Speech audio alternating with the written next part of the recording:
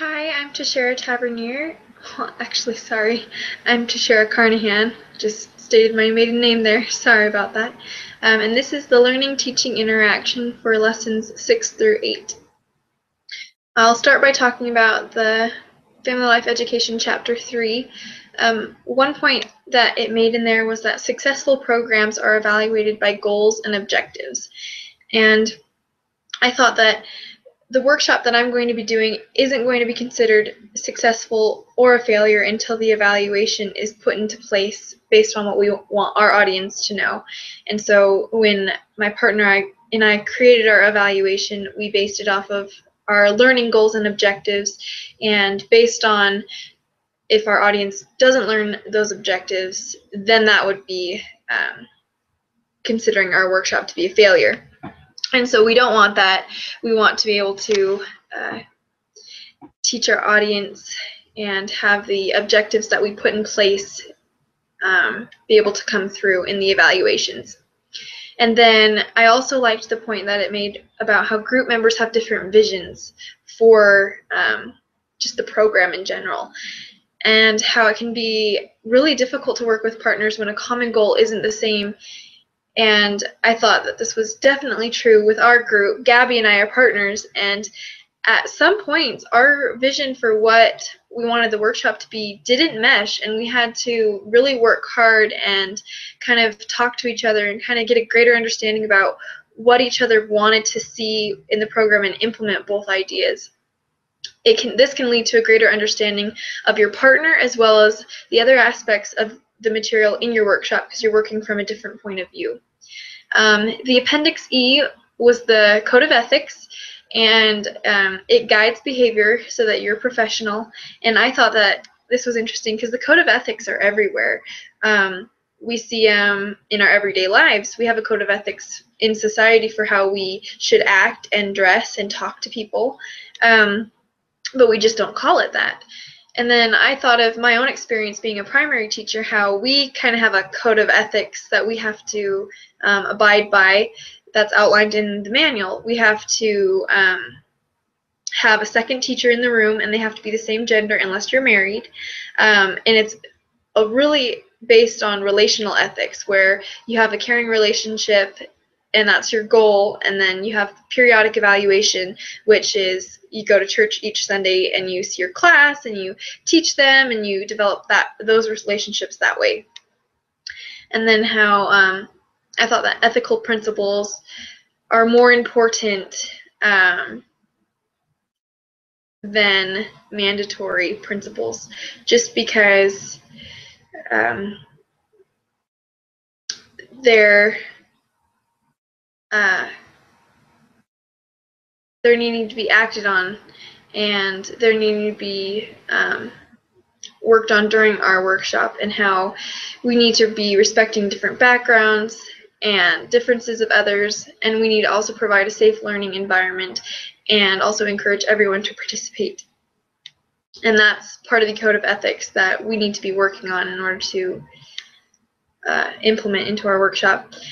The article on the professional ethics in practice, one of the statements they made was that ethics is a branch of philosophy that produced different theories on how to define moral thinking and behavior. And that immediately made me think of how I'm going to be taking an ethics class next semester. I'm really excited about it, but I'm also terrified because I know nothing about the philosophy and the different theories of ethics. And so I think it'll be really important and also really cool to learn all the different theories that are based on why this code of ethics was made. And then aspiration ethics, it reminded me of similar values that the church teaches: responsibility, spirituality, values. It guides human social conduct like politeness, caring, charity. This is more important than mandatory ethics because it's a state of being. It's not just being forced to comply like the law, like mandatory ethics are. It cares about the welfare of others.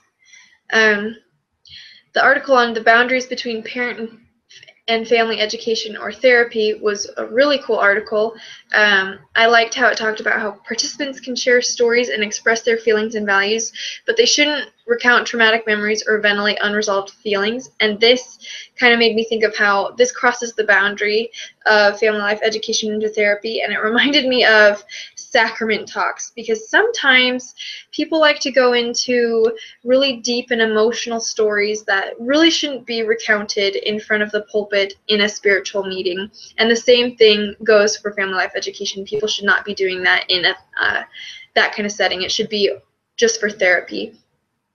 Because when those experiences happen, it scares people away from coming to the family life education workshops, and we don't want that to happen. Gabby and I don't want that to happen with our workshop, and we need to make sure that people in our workshop are sharing appropriate stories, as well as we are sharing appropriate stories, so that we're not scaring anybody off.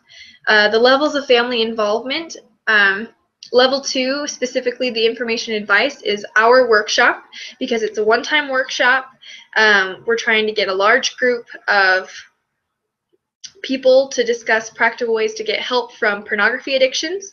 And so that'll be by eliciting questions, engaging group in the learning environment, and make the practical recommendations for how to get help for that addiction. And then the last section on reconceptualizing the domain and boundaries of family life education. It was just talking about a lot of the criticisms of the levels of family involvement. And something that they said was that the first 3 levels of family life education can be used by family life educators, but that therapists can use all 5. That was stated in the other article. But this was criticized, saying that the therapist might not have that educational training in order to implement the first 3 levels, and that they could only participate in therapy. And I thought this was interesting, because we're taking a class now so that we know how to perform family life education, and then I really want to do a master's program eventually, because I want to become a therapist. And so if I have family life education behind me as well as a master's to do therapy, I can be involved in all levels of the family involvement and be able to understand where to draw the line and the boundaries on those. And then also how Gabby and I need to be really careful in our workshop in order to not make it a therapy session, but an educational setting, especially since it's such a traumatic and touchy subject as pornography addictions, because that can really harm and make people feel really bad, and we don't want to do that. We want to make sure that it's a safe environment for everybody, that they're sharing appropriate stories, we're sharing appropriate stories as well, and we can create an environment that feels safe as well as educational. And that's my outline.